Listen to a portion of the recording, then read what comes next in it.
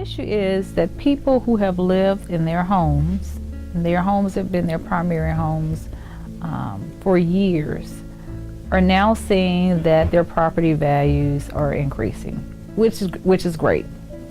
Their assessed value is increasing, great. But as assessed values increase, so does property taxes increase. And for some individuals, they're having a very difficult time paying their property taxes, and that is squeezing them and forcing people out of their homes. My bill would allow people to ease into that property tax increase so they're not forced out of their homes.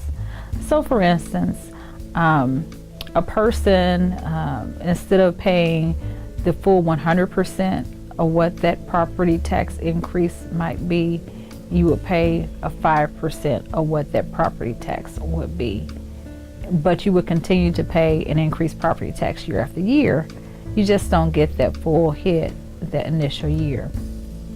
The person would have had to live in their home for 10 years, and that home would have had to have been their principal place of residence for that time.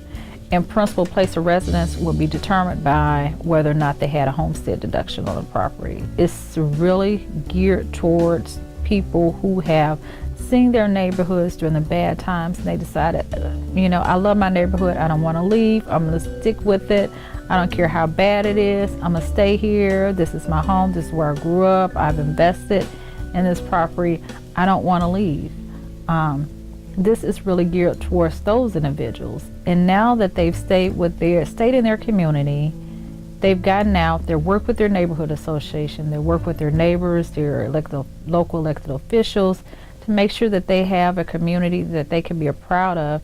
And now that all the economic development is happening and people are starting to take interest and move back into their communities, they're not able to afford all the hard work that they've invested in their community. It's not fair. If the legislature, we can do something to help individuals to make sure they stay in their homes, I think we should be trying to do that.